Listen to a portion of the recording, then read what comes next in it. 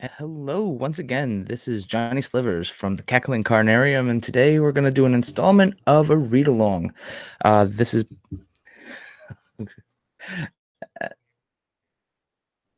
and as you may be able to tell, I am totally noobing it on streaming. So here's what's going on. First, we'll start off with today is actually November 6th, even though the article you're seeing here is from October 28th. It's voting day, and I'm not going to talk about but do get out and vote. Even if you catch this after November 6th, the point of the vote is to participate. And it's more important that I think the vote represents a picture of the political landscape that we live in America. And it's a good thing to put out there. I know there's a lot of work that goes into it. I know things might not seem fair. But win or lose, your vote does give us information about what's going on in our country. And it tells the politicians what they need to listen to. So that's all I have to say about that. Today, we're actually going to do a read along for an article I wrote for cardsphere.com. Cardsphere.com is the website that I am doing the writing for. They kind of inadvertently sponsor me, but not sponsor me, not unofficially. Basically, I get some beer money, and it's pretty cool. I enjoy what I do, and this is going to be an effort to turn what I do in a written form into some kind of an audio background. So the goal is to take my article and make it something that you can put on in the background while you're doing whatever, the dishes, your homework, driving to work, whatever. So I'm going to butcher this read along and talk about my latest installment on cardsphere.com. So we'll begin. Hello again, my fellow EDH comrades. It's your pal Johnny Slivers coming at you with a bit of a confession. I am no authority on EDH. Nope, I am an everyday EDH geek, just like many of you in the world of EDH. Nothing has made this more apparent for me than my commitment to this column for cardsphere.com. This isn't inherently bad, of course. One of my quiet missions via content creation is to participate as a voice of the more casual Magic player population at large. Though I know the more I get into content creation, the further I will delve into a world of increasingly competitive gameplay. My aim for this article is to be a glimpse at the early steps of this adventure. This is also prompted by a few things going on concurrently in and around my gaming life, so I will parcel them out piece by piece. The cyclonic debate. Chances are, if you have an EDH deck, a digital device, and a pulse, you have encountered some debate on whether or not something should be banned in the Commander format in the last year. Odds are better still, these discussions are centered around cards like Cyclonic Rift, Paradox Engine, Deadeye Navigator, or even Sol Ring. These debates have been so persistent, in fact, that Sheldon Menery weighed in recently on the subject of the EDH ban list and the Rules Committee with an article at StarCityGames.com titled Commander Cards You Shouldn't Play. Sheldon provides an interesting insight into the process of the Rules Committee and why they ban the cards that they do. It also acknowledges the Rules Committee's ideal commander is not necessarily everyone's ideal commander format, which is why the EDH ban list is as short as it is. Sheldon also shares his personal list of cards he doesn't think should be played in the commander format due to what he considers negative gameplay experiences. Regarding his list, I can respectfully disagree with the notion that certain styles of card shouldn't be played. Not because I don't think they aren't broken, of course, but because I don't think they are a detriment to the community of Commander players at large. Through all the debates I've witnessed online, and even reading Sheldon's article, I never felt like these hot button cards were issues that EDH players at my local store couldn't navigate. At least in my neck of the woods, Commander players tend to be compulsive brewers, to the extent that most are sporting those sweet Stanley toolboxes that got the thumbs up from Tolarian Community College. This often means everyone has multiple decks at multiple power levels all the time. With so much deck variety on hand, we haven't had difficulty keeping our games at pretty equal power levels. We essentially self regulate, and I'm willing to bet most EDH play groups do the same. Heck, just look at Sam from Ristic Studies and how his crew collectively unstapled Soul Ring from their decks is probably the most obvious case of this happening elsewhere in the EDH world. Besides, if cards like Soren Markov, Duretti, the Imperial Tactician, and Winter Orb got the old banhammer, I think things could get stale. Broken cards in EDH are what drive us to brew better. They create a level of play that we can always strive to reach, even if we're getting our butts handed to us 99 times out of 100. I think it is healthy to have that kind of threat looming at a Commander game night. And you may say, but Johnny, those hyper competitive brews fly in the face of the social experience that EDH is supposed to be. Maybe, if the person playing those hyper competitive decks is only there to fluff their own ego, then yes. However, if the consensus of an EDH pod of players with hyper competitive decks is to next level their skill in the game, then there can still be that positive social experience. There just needs to be clear communication with that intention, and it kind of leads us to our next segment, the nibbling competitive EDH bug. For the longest time, I have been pretty casual in my commander gameplay. Most of my decks are relatively suboptimal, and the few quote unquote competitive brews that I have get little play because I feel dirty playing them in an environment of friendly games.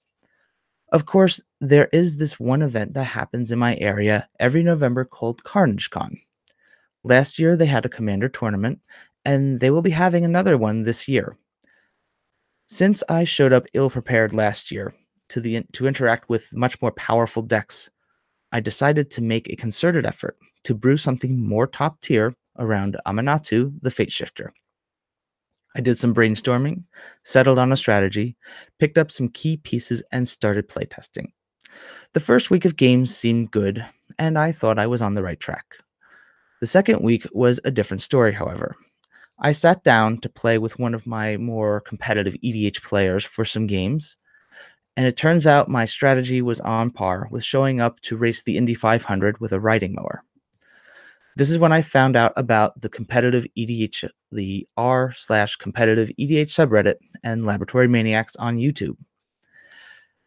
After looking into these resources, it became abundantly clear that I was missing a very significant segment of the community in the world of EDH, particularly when I noted the 20,000 plus subscribers to the competitive EDH subreddit.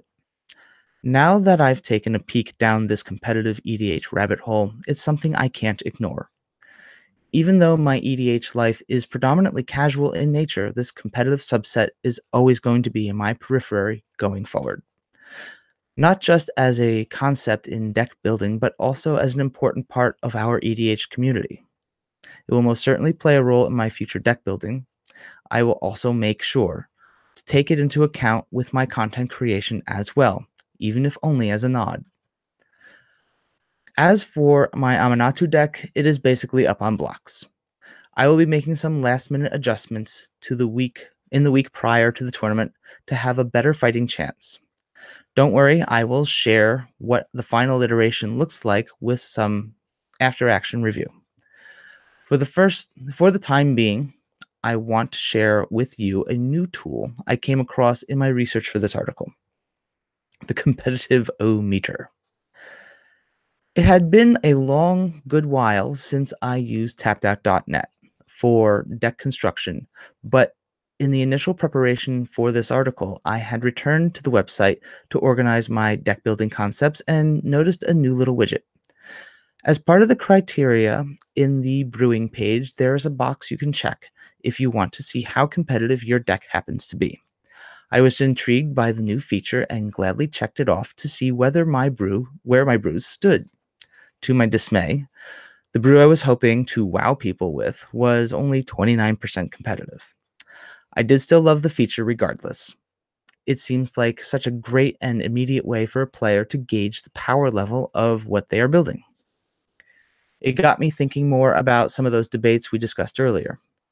Many Magic players in my social media circles have been floating ideas of in-house formats and personalized ban lists. I've not been totally on board with some of the ideas, but I get why people are having the conversation in the first place. Even I have been toying around with an EDH variant using only cards printed in the Commander precons, but I've been finding glitches in that concept as well. Then this competitive meter got me thinking about how games like Warhammer 40k would set the power levels of League games with a point system for a player's army. This competitive meter on tapped out could work as a point system for EDH players trying to match the power levels of their decks. I think this could do some really good work for players trying to tackle the conundrum of brewing with some of these problem cards that are sparking so much debate. Imagine the challenge of brewing around Stasis or Seedborn Muse while keeping the competitive rating of the deck under 35%. It gives players the opportunity to play some ridiculous good cards without breaking the pod they are playing with. It's some food for thought. With that in mind, it's time to sign off, but not without at least sharing some of the creative process I journeyed through for this article. EDH Superstock? As I mentioned, I had been toying with the idea of brewing Commander decks with the limitation of only using cards from the Commander precons. This is my first venture into the concept of brewing around this is my first venture into this concept, brewing around Mathas, Fiendseeker. This is ultimately a casual brew aiming for some political aggro centered on Mathas's end of turn ability. I've built a pillow fort component. I've built in a pillow fort component with some graveyard shenanigans and an ETB loop combo off of Fiend Hunter plus Sun Titan with a sacrifice outlet, getting value off of a Blood Artist effect. The meter rates it at a 71% casual, 29% competitive, but it feels like it would be fun to play. Feel free to jump in with your thoughts. Until next time, have a great day and good game. So at the end of the article, I do share a list of the commander deck with Mythos, the Fiendseeker. For those of you listening and not watching, the commander is from the 2016 precons. It is a red, white, and black vampire legendary creature with menace. It's a 3/3. So even just in vanilla, the body's pretty strong. At the beginning of your end step, put a bounty counter on target creature and opponent controls. For as long as that creature has a bounty counter on it, it has when this creature dies, each opponent draws a card and gains 2 life. So the idea behind this is to put value on having your opponents target your other opponents without going after you. And then we build I take what I have out of the commander staples, what you have in the precons, and try and build a bit of a pillow fort. We've got Mother of Runes is one of them. And then we also have like the idea we have a sack outlet like Viscera Seer, and I think there's one more in here.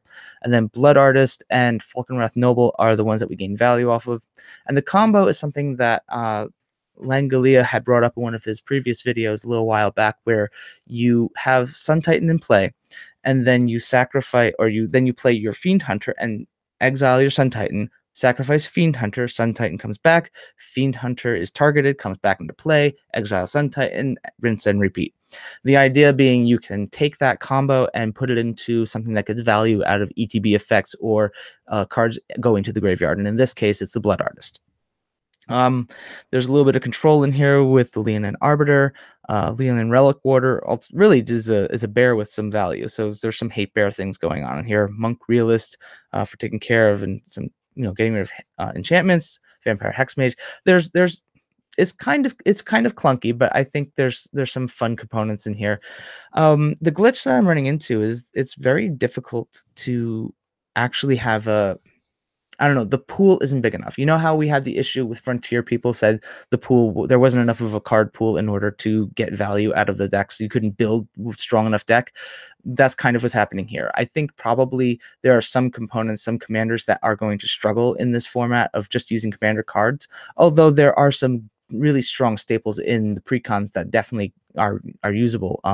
Karmic Guide being one of them, Revelark, then you got Wormcoil Engine. There's strong cards that you can take from older commander decks and definitely add into a newer deck. Ultimately, when I was looking at this initially, Mythos the Fiendseeker, when I put the list into tappedout.net, the initial deck has Edgar Markov as your primary commander. and that rated it at something like, I don't know, 30-something% competitive. When I switched it out with Mythos made it 54% competitive on that meter. Now, a note on that tappedout.net meter to take into consideration, after the fact, after I'd written this article, actually went and started talking to the competitive EDH Reddit to get some feedback on what they thought of that meter. The most colorful and interesting, the very most interesting thing that I got was someone called it dog poop. I'm going to PG-13 this, dog poop wrapped in unicorn poop and Jedi tears. So ultimately, they really didn't think that the meter was strong enough to give you a quantitative value on a competitive deck. And I understand where that's coming from. Like when you can park me behind one of the most competitive tier 1 modern decks out there, and I'm going to punt. That's what's going to happen. I'm not a modern player. I'm not a very competitive player. I'm not aware of what we're talking about when we're talking about what the other deck. I don't know the decks. So I'm going to screw that up.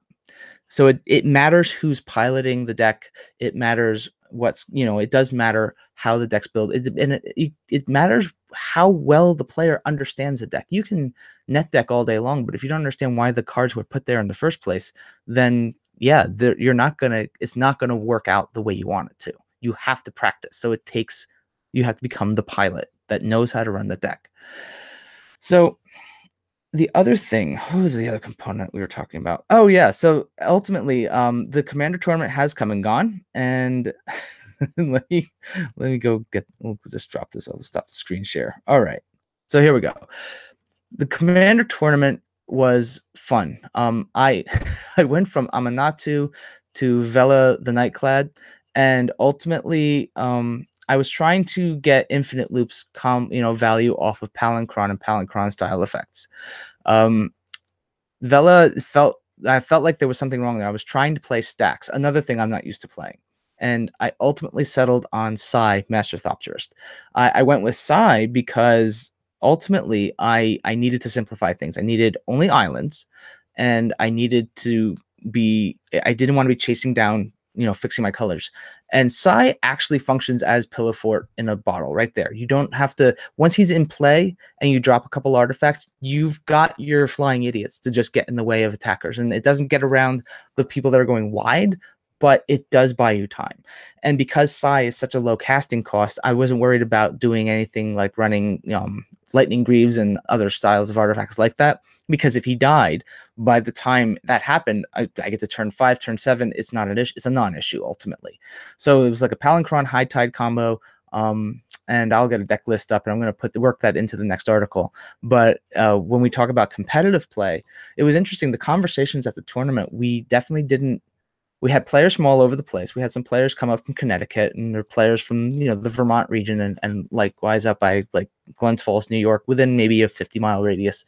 And the consensus was there wasn't a lot of competitive EDH happening. And the big issue was the tournaments were very lopsided. A lot of people would say they'd do tournaments or they would be tournaments, and there was always a handful of people would show up with the precons, and then you would also run into a handful of people showing up with these tricked out power decks, and the power level was lopsided ultimately. Psy got me through. Psy was pretty lopsided. Running stacks in Commander, even if you don't know how to play it, does its work. And when you're running some kind of infinite loops combo around Deadeye Navigator or Palinchron, that definitely gets there. The first match I won by running an infinite loop with Peregrine Drake, Deadeye Navigator for infinite mana. Then I capsized the entire board state. After I capsized the board state, I then went ahead and used Soothsaying to pay X to go through my entire deck. I put Laboratory Maniac and Prosperity on top. I sacrificed 4 of my Thopters with my infinite mana to draw 2 cards. And basically, because also there was a Nekusar deck at the table that I had copied with a Phyrexian Metamorph, I had that in play, and basically when I Prosperity, everyone took damage for every card they drew, and then I had Laboratory Maniac as a backup, and it was gross. I felt dirty, but at the same time, I kind of get blue a little more, and I'm definitely going to be toying around with that. So the deck is not tier 1. I know there are glitches there. I don't have all the counter spells that I need, but once I get the list up, we'll talk about that in the next article. But this idea that it was challenging because at this tournament the same thing happened. People had different decks at different power levels, and they may have brought as much of their A game as they could, but part of it was luck and part of it was who had the most power. In the final match, the ultimate winner of the tournament was somebody running an Animar deck that went off completely. I had a Winter Orb in play. Opponent across from me had Vorn Slex in play, and it was we grounded to a halt, but the Animar deck had outs, was able to get all of his resources untapped, created tons of creatures, copied things. He had 4 copies of Craterhoof on play. It was madness. It was absolute madness, and we made him play it out. It took him a half an hour to combo, but we threatened to cut up the winning playmat into 4 pieces if he didn't play it out. So it was all good fun, but it just showed the challenge of having competitive EDH play in a tournament setting. So when we're talking about competitive EDH play, I think it's important to consider it's not wrong. It doesn't fly in the face of what EDH stands for in terms of social interaction. EDH social interaction is what we make of it. And when it comes to competitive play, that helps us to level up. If you're just playing a competitive deck so you can like house face and ruin everyone's day, well, you're probably only going to play in that pod once or twice, and they'll politely not invite you back, or you will have to go and find a group where there's going to be more competitive decks in the mix. So, I mean, that's the long and the short of it. So there is my read along with some author commentary and notes.